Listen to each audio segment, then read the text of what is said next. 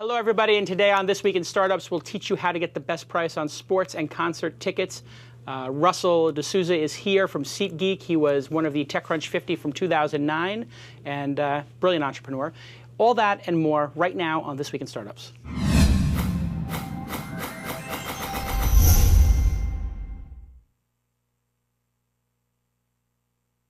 Spiked out, I could trip a referee. Tell by my attitude that I most definitely from.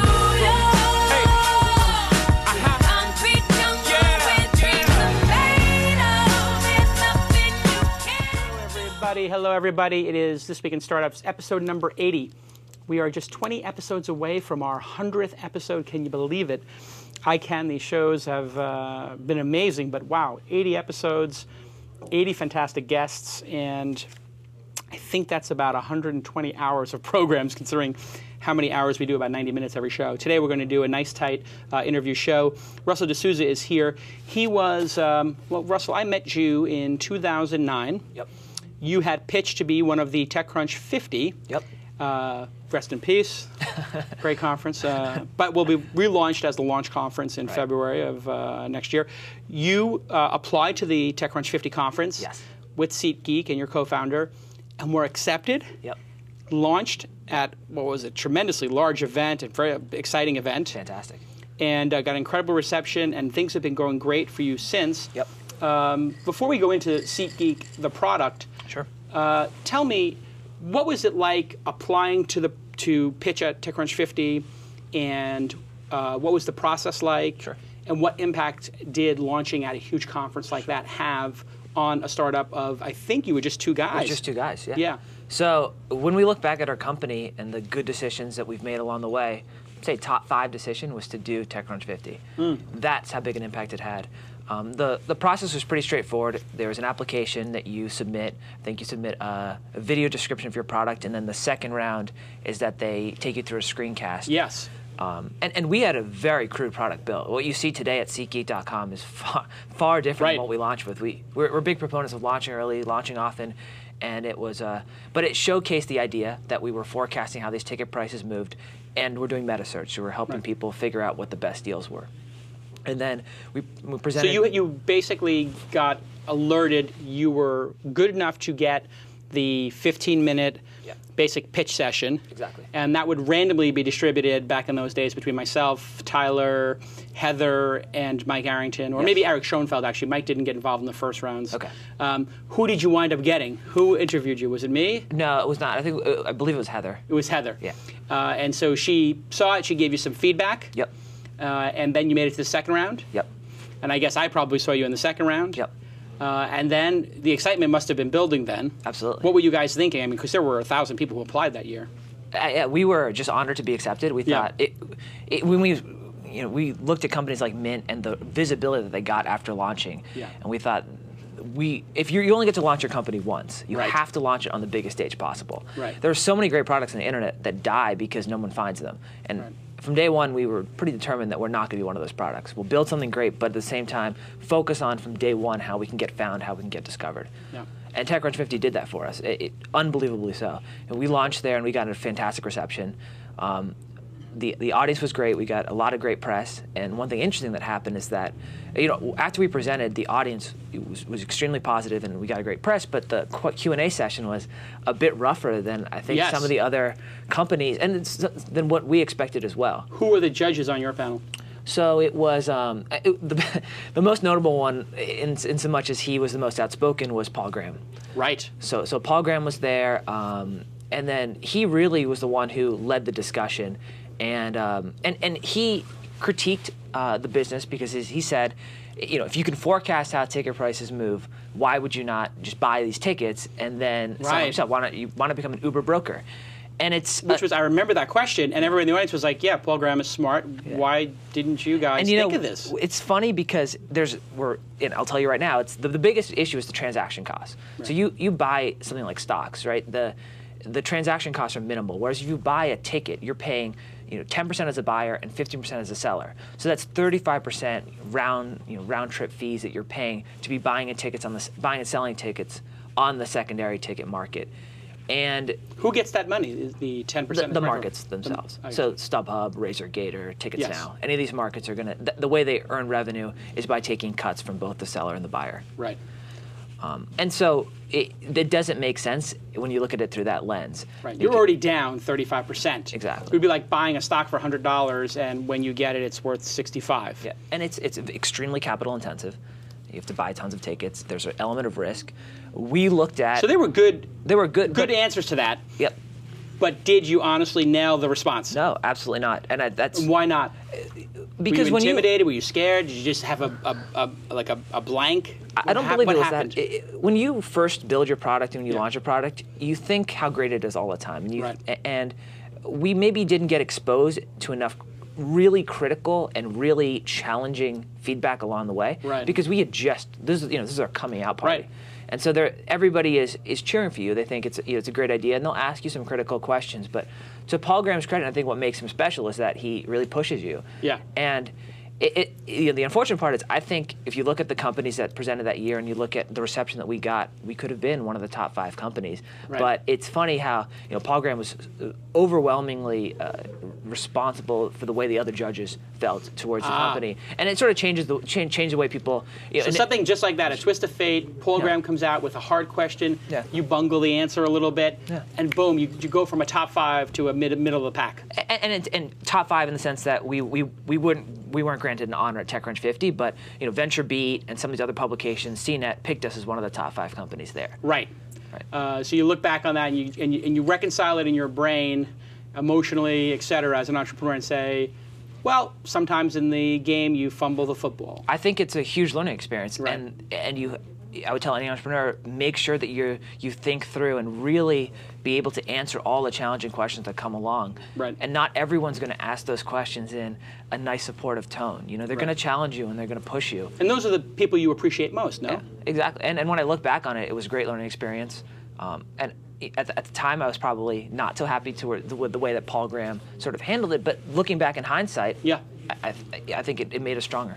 And in some ways, you're saying when you are going through a process like this and you're a young startup, maybe everybody's a little too much on your side. Maybe you're not getting the honest advice. And maybe some people might be just big kid gloving you, And we got the points that he raised had been raised before. I just think you have to be so crisp in the way you answer them, right? Especially when you're on stage in front of thousands of people. You know that you're going to be a little bit slow. You're not used to public speaking. Right. This is Paul Graham or Mark Andreessen or Ron Conway. I mean, these are big heroes. Marissa, whatever. Yep. And so, how do you prepare yourself for that? Do you find intelligent people and just say, ask me really hard questions and practice? How did you practice the Q&A session? One of the mistakes that we made was that we prepared so heavily for the presentation. And Jack was the one who presented. He nailed it. It was awesome. It was a great presentation, yes. Yeah, he did a fantastic job. And we maybe just didn't take the time to do pepper each other with Q&A. And to make sure that we could answer everything that came up crisply, concisely, and get to hit What's the the point. best way to handle a question? Just in general, what tips do you have for people when they get a question from a really powerful angel investor, partner, VC, press? What are the heuristics of answering a tough question? That's a good question. I think in that sort of environment, you have to hold your ground. Yeah. When you say something, stick behind it. Yeah. And I think we did that to our credit. We were not totally bullied around by Paul. We weren't flip-flopping. We said, this is why, but we couldn't articulate it well. So it's having a concise explanation and also, maybe hold your ground a little bit. Hold the ground. Yeah, because you know better than them. And perhaps they're testing you. They want to see how hard you've thought about it and how much you want to stick to that original premise. Right. And part of that, it's almost like it's an interview. I mean, when you meet angels and VCs and they're asking you hard questions, it's as much about how you respond as it is what you say. Yeah. And the difference, I think, is with an angel or VC, you're going to go back and forth on the tough questions 100 times. Sure. You'll answer it, and then you'll send some more email with a longer explanation, with more data behind it. But with the press or with an opportunity like that, it's you get one chance, you have to nail it. Right, and then they tag you, and the press is like, hey, forever you're going to have answered that question poorly. And that happens in politics and any number of places.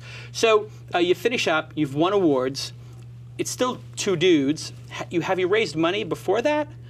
We had Dream It Ventures financing, and that's it. What is Dream It Ventures? So Dream It Ventures is it's a seed incubation company, much like Y Combinator. Where is it based? It's based in Philadelphia. Got it. And how long has that been around? That must be a couple of years now. This was their third year this year. So is Dream It part of like a university or something, or is it just an independent? It's independent, and I mean, there's a great, albeit small, entrepreneurial and venture capital network in Philadelphia. Sure there is, yeah. It was a fantastic experience. That was maybe our second, one of our top 5 best things that we did. Was getting in that incubator. It was getting in there and taking part of it in it and really opening ourselves to learning as much as we could from the people who came through. Dream It does a fantastic job bringing in top quality, like the first round capital folks of the world. Sure. Josh Koppelman. Josh Koppelman. Getting to talk with Josh Koppelman is an amazing experience in and of itself. Serial entrepreneur and VC. And the guy is so sharp. Yep. He understands the business incredibly quickly, asks the right questions. So the incubator gets you exposure to those elite people, and it does build some credibility. Absolutely. I mean, when you meet with them, you've been pre-filtered. Absolutely. It builds credibility, and then we, at the demo day that we presented at, we actually met some of the investors who became who led the first round of funding in SeatGeek. So the demo day. The demo day is critical. Yeah. Now, what is exactly the demo day, and how does that work? Because some people may be watching the program and they've heard of Y Combinator and they may have heard of demo day, but what are the exact mechanics of a demo day? So throughout the summer, you're building your product, and at the end of the summer, you get a chance to showcase what you've built in front of an audience, and the audience is filled with press. It's filled with angel investors, VC firms, other entrepreneurs, but it's an audience in which people are looking at the companies that they want to invest in. So that's another make or break moment where if you have a good presentation, if you're able to articulate what you do and you've built something interesting, there's a good chance that can lead to funding. It doesn't happen immediately, but those conversations start at that point. Right. And how long do you have to present at the demo day? I think we had 10 minutes with a 5-minute Q&A. So it's twice as long as a TechCrunch 50 or a launch conference or demo conference, even more, 3 times longer. You get a nice big long thing. And easy to raise money after that?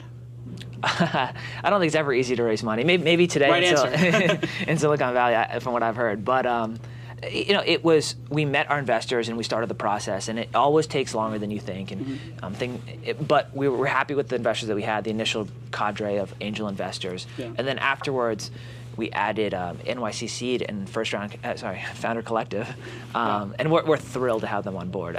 Founder Collective is in particular because they led the second bit of financing. And Founders Collective's New York based? They're or virtual? They're based in, I believe, Boston and Cambridge. But the way the fund works is that some folks who are partners with the fund are actually located in New York as well. So I know Chris Dixon's heavily involved, and so is Katarina Fake, but David Frankel, who is the managing partner there and the one who led the round in SeatGeek, is actually located in Boston. So how much did you raise in that round?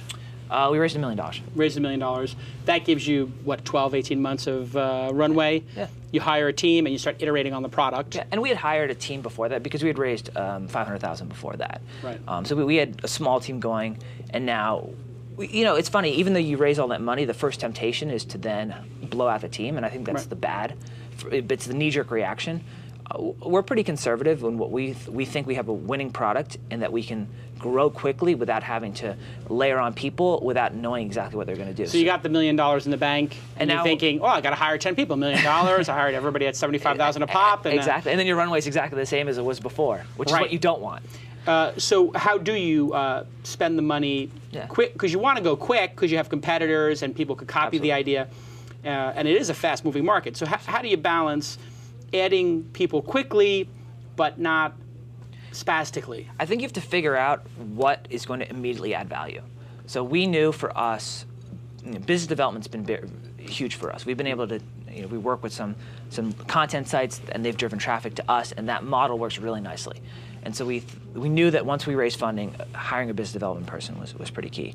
Then also, that's not an easy hire, no, not at all. Right? I mean, it's very competitive. Yeah, it's very competitive. And they're mercenaries. And you want somebody who has a huge Rolodex, who's able to get you into conversations that SeatGeek couldn't get into otherwise. And so you're 25 years old at the time? 25. You're 25 now? Yeah, I'm 25 now. So you might have been 24 then. Yeah. And you've got to hire a business development person with 10 years experience, or 7 years experience. Yeah, 7 years experience, yeah. So by definition, unless that person started working at 18 as a business development executive, they're going to be older than you. And so you have guys coming into your office. You put up a Craigslist ad, I take it, or you use a recruiter. How did you go about it? No, we didn't use a recruiter. It's funny, for business development especially, we found that the best applicants are the ones who seek us out. So we have on our site, it says if you're interested in SeatGeek, you can apply. And the guy who we hired ended up he knocked on the door. He knocked on the door. Wow. Yeah. So you have just an open policy, like, hey, if you want to work here, just fill out this form? Not necessarily. It's not quite so open, but if you're interested in learning about SeatGeek and we've captured your imagination and you have a strong resume, that's the type of person we want. You drank the Kool-Aid already. Yeah. You don't have to convince them this is a cool company. Exactly. They believe it's a cool company and they discovered it themselves. Exactly. So you find somebody good and you convince them to come. Was it a hard? How long did it take? Hard process? I don't think. As I said, he already liked the product. He understood the value immediately, and he worked with us for a short period of time, kind of on a consultant role, and we liked him a lot, and we knew that he'd be a good fit. Yeah. But I think that's an interesting point because it's tougher with engineers. I don't think engineers are quite so likely to discover you. No. Because it's... They're more quiet guys. Maybe they're more cerebral, right? Yeah. Maybe not as aggressive outwardly. So hiring engineers is always a tough thing. We're always looking to bring on extra developers, and we interview a lot of people. But you want someone. There's no point hiring a mediocre developer. You want to hire great developers. Right. A mediocre developer takes the seat of a great developer. That's what I tell our people here. Like, if you have somebody who's average, they're taking a seat of somebody who's good, and if you have somebody who's good, they're taking the seat of somebody who could be great. Yep. So everybody's got to really focus on getting to great.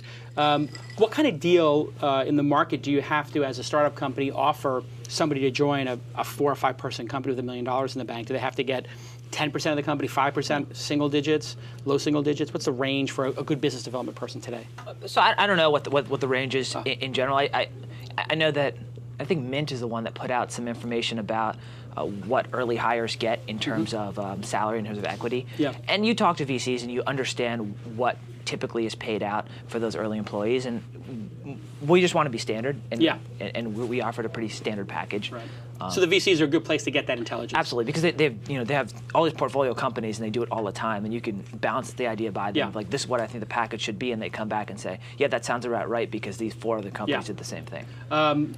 In a venture firm like Sequoia, I'm able to email the HR person who works there, and they'll actually tell you, of 17 companies we queried, the high was, the median was, the low was. That's great. The average was whatever, median, average, and comp, and the base and whatever, and the equity package for year 1 and year 2, just incredible detailed statistics, which just makes it really easy for the negotiation. And you're really like, and that is the value of a VC or an investor, right? I mean, they have insider information like that. Let's take a look at the site. Sure. It's a great site. The premise is what? I come here instead of going to StubHub, I guess, is the one you hear on the radio. Yep. eBay, I guess, has tickets. Sure. Ticketmaster has tickets, new tickets. So what we're doing is we're pulling tickets from all the secondary ticket markets. And there are 5 big secondary markets. What are they? So RazorGator, there's StubHub, there's Tickets Now, Ticket Network, and then there's eBay. So all of those places have APIs or some way to query their ticket inventory in a standard way. Exactly. You pull it all in. Yep. And then what happens? So we do meta search for the individual, and we're pulling in all those tickets. And our value add is, say you go to an NFL page. Sure. I'll go to the New York Giants. My dad has season tickets. Awesome. New stadium. Our value add is that we're using math to help you find the best deals. So as an example, we have this deal quality metric. So we're basically forecasting what the price should be for every section and row inside a stadium. And when we pull in all these listings, we say, is this ticket higher or lower than that projected value? If it's higher, then it's a bad deal. If it's lower, then it's a good deal, and we can market as such and show it to our users. Got it. Let me just check here. I think our Wi-Fi off. There we go. Okay, sorry about that. Little Wi-Fi problem happens. So I see here Tennessee Titans at the New York Giants, Chicago Bears. Here's the whole schedule. Yep. Let's pick a good one. Dallas Cowboys at New York Giants. Sure. Dallas fans always extremely poorly behaved, not well dressed, and low IQ. And 0-2. And 0-2. Tells you all you need to know about Dallas Cowboy fans. Okay, and here we go. The first one section, and you got the nice map there. Yeah. and I see green and yellow dots. What does that mean? So that's the deal quality metric that I'm talking about. So for every single ticket, we're rating its deal metric, and we let you. Wait, I don't understand. I mean, I do understand by visually looking at this on the left here that what I'm seeing reminds me of. What is it? Kayak. Exactly. So this looks like Kayak for sheets. Is that the best description? That's exactly what we're going for. Okay. So these tickets here are ranked. I see that you put the logo of StubHub, Tickets Now, and you're ranking them based on some math, and you're saying it's a great deal. Mm-hmm. And it's a great deal. Why? What is the math? Because then we go down to good deals, right. And then. Oh wow, it's 56 pages. So I guess I got to go down pretty far to get to the bad deals. But the best way to do it is the best way to interact with our stadium map is actually you can zoom right in. Oh, okay. And you can see at row level what the best deals are. Okay, I'll pick my dad's section, which is right about here. Boom. Oh wow, look at that. No, but you can even go further. So if you see on the left-hand side, there's a zoomer. Yes. Top left, right below it where it says Dallas. Here. Yeah. Okay. So if you can click that a couple times, you can get right in there. Oh wow, that is brilliant. And you can see exactly what we mean by helping you find the best deals. Wow, so it's actually plotting the exact seat. The exact section row. Because you won't know where in the row it is. Exactly. But here you go. I'm going through section 134, which I believe is my dad's So let's take section 134. Wow, that's a great place to sit. He's in the 10th row, 15th row. So let's look at that section. We're saying that we're pulling the listings in, we're forecasting what we think the ticket price should be for every single section of the row. So row 1 in that section is going to have a higher price, obviously, than row 2, and we built that into our algorithm. Okay. And so when the listings actually come in, we say, is it higher or lower than that projected value? The best deals are the ones that are much lower than that projected value. Got it. So you know this is what the ticket should go for. Yes. And now I am going to compare it to what they're actually asking for. Exactly. This is amazing, and I'm just going to take a moment to tell you about something else amazing. GoDaddy. That's where I register all of my domain names, and I have for a decade. Over 2,000 of my domain names live at GoDaddy. It is the most seamless interface, elegant product, very easy to use. I could talk to you about at least 20 features I use monthly on GoDaddy. But what you need to know, GoDaddy starts at less than $5 per month. They promise 99.9% uptime. They have 24/7 support and free access to the GoDaddy hosting connection. GoDaddy now offers website hosting with unlimited disk space and bandwidth for less than $15 a month. See, most people think, hey, it's just domains. It's not. It's domains, it's hosting, it's mail. It's a lot of different things. I mean, they have even like cool services where you can hide that you're the owner of the domain. I use that a lot. And you can enter the twist code, which is twist10, TWIST10, and you are going to get 10% off with your entire order. Some restrictions do apply. Get your piece of the internet at GoDaddy. I love GoDaddy. I use it all the time. And you know, .co is available also at GoDaddy. So I buy all my .co's at GoDaddy, and that's the sort of link between the two sponsors there. And they've been great supporters of the program, and I'm really happy to see them come back and support independent media. Interviews like this don't exist in any other medium, certainly not for an hour, certainly not with this level of production quality. And the only way we can make it happen is from these long-standing sponsors. Go tell them how much you appreciate their support by just saying, I love you at GoDaddy for supporting This Week in Startups. Thank you. Just tell them thank you. It is your Geary. It is your obligation to do so. Russell, the site has come so far. I mean, the original site compared to this, night and day. This level of detail and building this site, how many months has this taken to get to this point? Now it's taken months. I mean, we have a team. No, but just totally from the moment it started to get to this level of refinement in a product. You've existed for 30 months? No, we've existed for 15. 15? Yeah. Only 15 months to get this far. Yeah. It is amazing when you think of it. You built a world-class product with 9 people. Yeah. And of the 9 people, how many of them are engineers? 3. I'm about to ask. 3. So a third of the staff is engineers, and you must have a user interface person and a product manager? No? No. It's Jack and I are, we do product management too, so we work with the engineers. Product manager, founders, always great. Yeah. And I'm the product I think manager that's a good thing that we're able to bring to the table is that both of us built our incredibly crude initial version of the site, but we know enough about coding that we could actually build it, and then now we're able to talk with engineers. We understand their lingo, and we understand what needs to be done to make a world-class product. They can't pull the wool over your eyes. When they tell you how long it's going to take, you actually know. Yeah. And that is serious. Not because they would give you a hard time, but you can tell them, like, hey, listen, cut these corners, and let's get this out quicker. And I'm sure they respect you as a product person. That's critical. There's no layer between you and the actual product. Yep. That's the best type of companies. That's the type of companies I like to invest in. So going back to the algorithm, there is an algorithm here. You're not just simply scraping all this information and presenting it. You're making some qualitative decision, not on how good the seat is, because anybody could tell you that. If it's in a lower section, in a lower row, it's better. Yeah. You're taking it a step further and saying, compare that to the price, Yep. and compare that to historically how important it is. Exactly. And do you take into account the rivalry of the New York Giants and Dallas, that this is a popular game and the ratings are up from television, or that it's sold out? How do you determine that this is a hot ticket? An individual ticket? An individual event.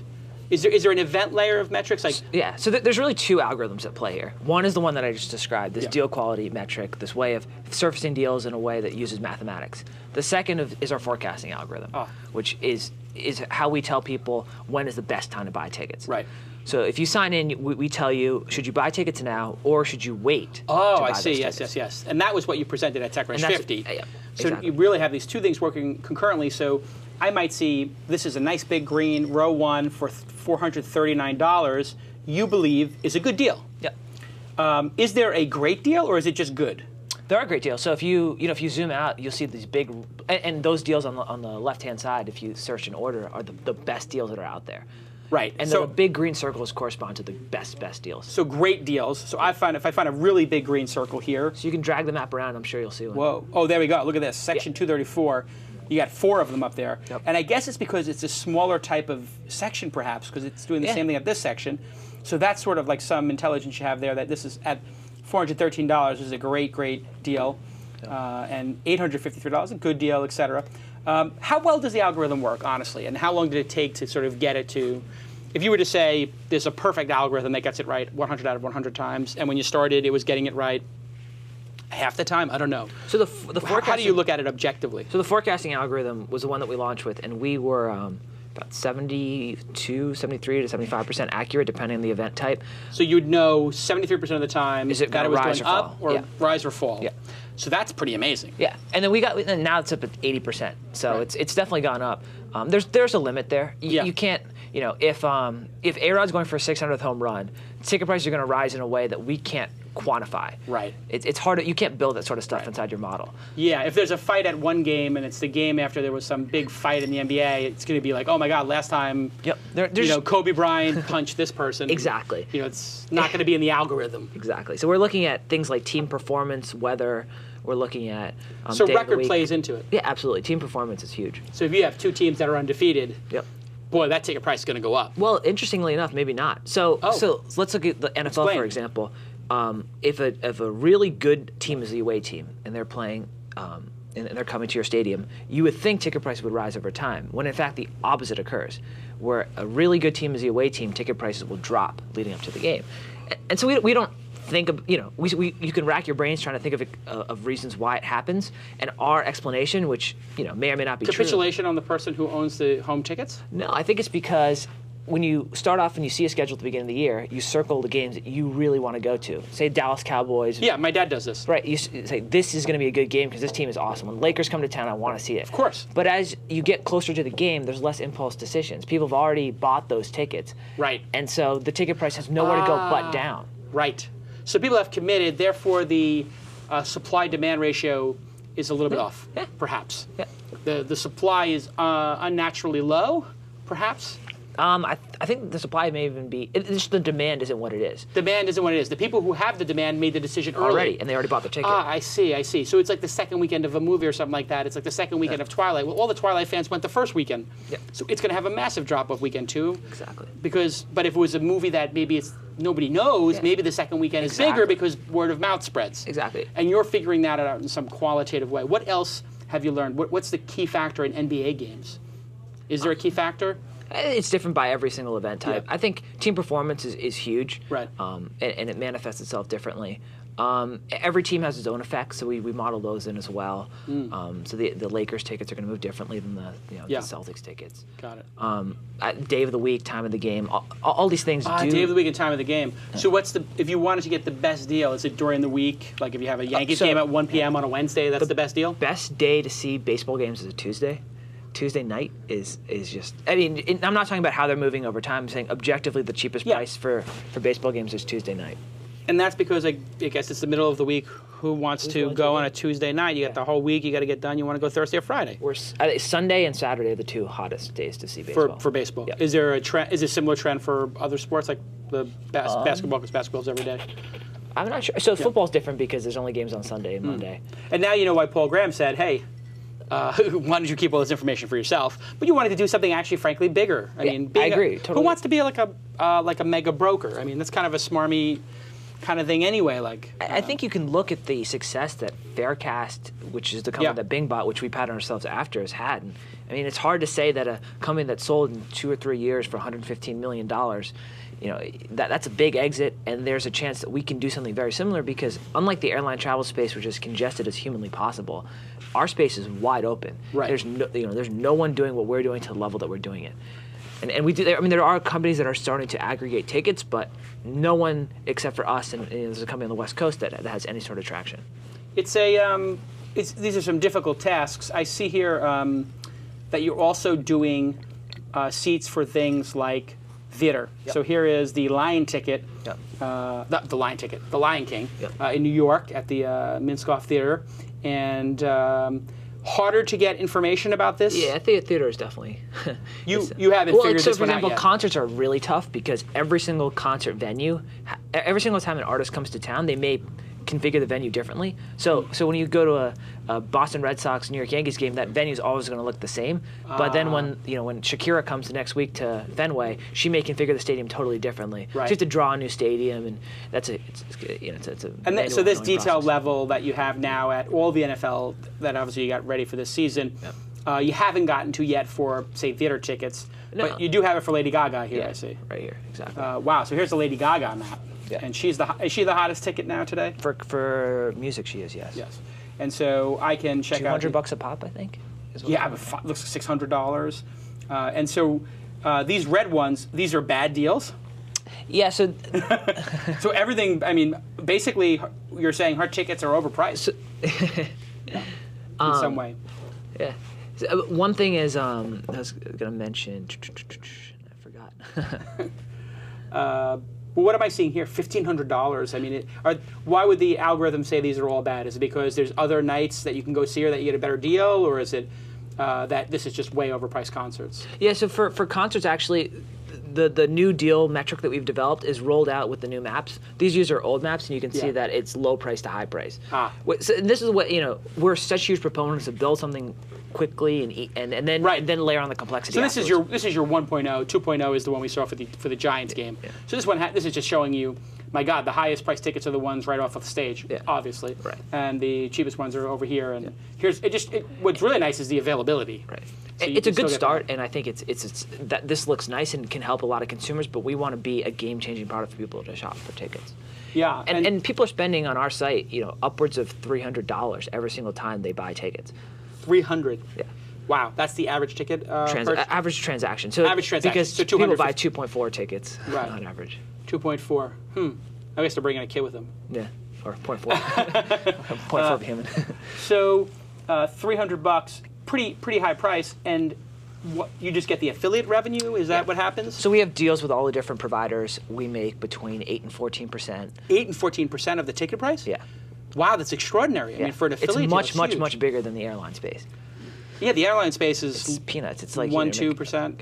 I don't know if it's 1-2%, but I think you're. I think it's like $25 or $50 a ticket. Your take is like $1 or $2 per ticket. Yeah, so it's you just much get smaller. Yeah. Whereas our average commission is much higher. So scaling this out, you said you're doing partnerships with sites. So if Mahalo or TechCrunch or whoever, Yahoo, wanted to work with you, how would we do the split? If I came to you and said, "Hey, Mahalo's got 10 million uniques, I would like to do Mahalo tickets powered by SeatGeek." Is that even possible? Absolutely.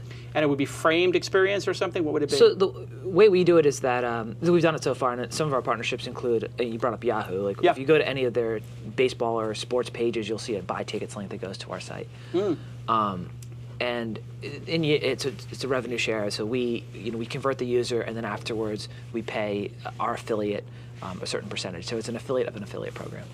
Got it. So they get half of your half, or whatever, something to that effect. Yeah. Yep. And when they come, they just get a widget, or do you actually pull in like, hey, here are all the? Do you actually do like a wrapper of the entire site? No. And you manage the affiliate program? Yeah. you don't use like a commission junction or something like that? Have you thought about that, or it's just too complex? They take like a third too.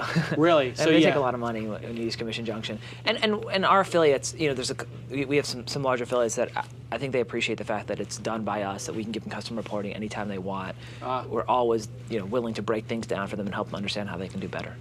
So my understanding is you guys are crushing it. You've raised just over $2 million $1.5 million total. 1.57, yeah. But profitable yet?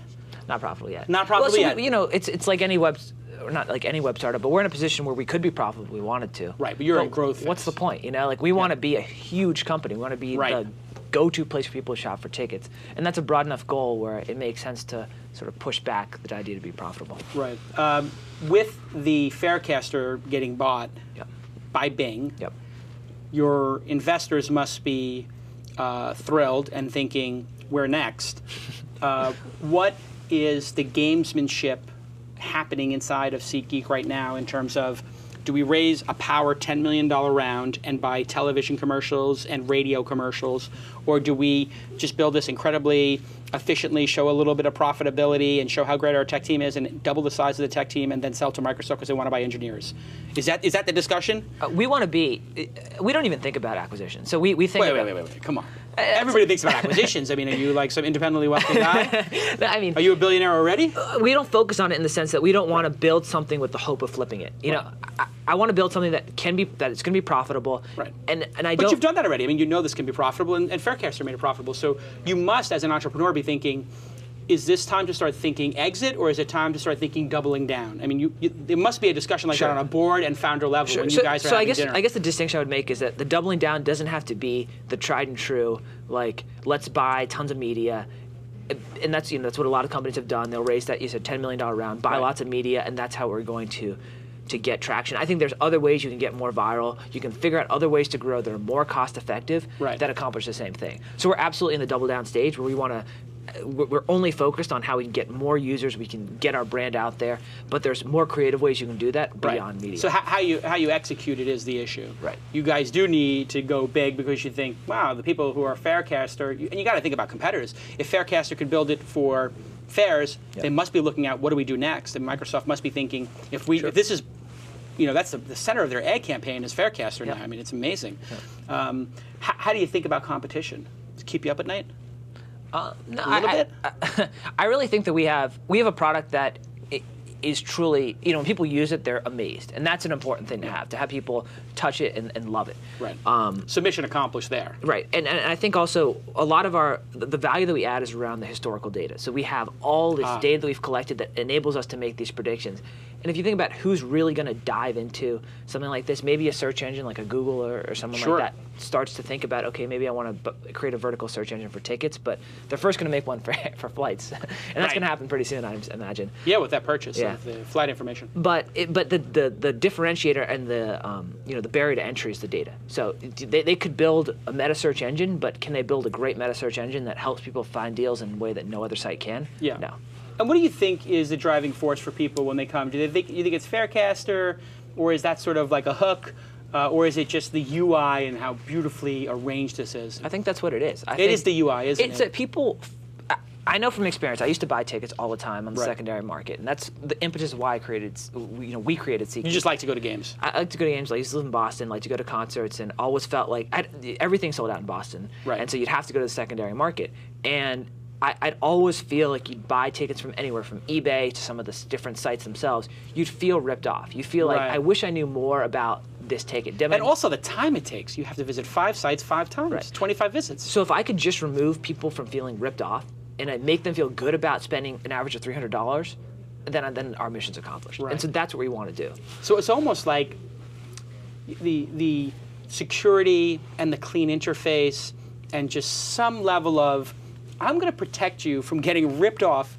That is, in some ways, an unspoken value proposition, huh? Absolutely. And that's what makes you. That's how you get viral, and that's how you get talked about. Yeah. I mean, it's really cool. The other day there was an article about us on AOL, and became one of the top 10 AOL searches for the day. Right. And it's because people used it and were like, "Wow, this is really cool." Well, it is a pain point. Yeah. I mean, everybody's had to at some point get price gouged, getting tickets for something, whether they have to buy the stupid, I don't know, Fraggle Rock or whatever these things that. Children's concerts, they seem to be a massive secondary market for children's concerts. I'm dreading, but like if you go see like this different children's things, I can't remember what they're called, but they wind up costing hundreds of dollars to take your kids to these things. If you don't take them, you're a bad parent. But everybody's been price gouged, and so you built a startup based upon something everybody hates. Exactly. Which is a really good way to look at it. Talk about you have a board. Yeah. Who's on the board? And as a first-time founder, how do you walk into a board meeting with, I'm assuming, pretty good people who've got pretty good reputations and time? How do you fend for yourself with people with 15, 20 years more experience? How do you check that the information you're getting from them and the advice is going to be different from different people? How do you reconcile all that and figure out how it relates to what you want and what your goals are? So we have on our board is one of our investors who led the first round, and then also David Frankel, who is Founder Collective managing partner, and the two you and your co-founder, me and my co-founder, exactly. So 4 people on the board. Yeah. So even number. For now. For now, you got to add a 5th independent at some point. But what's interesting is that when we are in a board meeting, that dynamic doesn't exist. Like the investors fully admit that we're the ones at the day-to-day managing the startup, that we know the problems better than they, and that they just want to be able to provide value, provide help any way they can. Right. And I think it's... So you have good board members. We have great board members. They're not meddling. It's certainly not as if they ever would say, I think this is the way you should do things, go do it this way. Right. It's, okay, here's the information you presented, here's my take, go think about that, but don't feel like you have to act on it, and let me know how I can help. And we've been very lucky to have that sort of dynamic, and I distinctly remember to every single meeting, it's you guys are the ones who are going to make this company. You guys should think about these issues and come back to us with your thoughts. But it's never like go do this. And I'm thankful for that. I think it would be a horrible experience to have built a company only to find yourself answering to your board. Yeah. Do you feel like sometimes you would like a little more direction or like a little more like coaching? I mean, where do you go to get coached? It's there if we want. So if we ever asked, whenever we talked about how much to pay employees, which is it's a very administrative problem, but it's one that's pervasive for every startup. Yeah. And that's a situation where you can just go to the investors who've done this not hundreds, but many times before. Probably couldn't be a better time to raise money right now. Mm-hmm. You probably couldn't have a better product than you have right now. It's going to get better. I know, but at this point in time, you have the best product for navigating through these tickets. Yes. So you have the hottest market for raising capital, probably the best, pound for pound, certainly the best product in the market. Yep. And it's not certain that the market will stay this hot, and you have a massive, massive uptick in M&A activity around search and aggregation, both with Google and Microsoft, 2 players with a lot of money in the bank. Yep.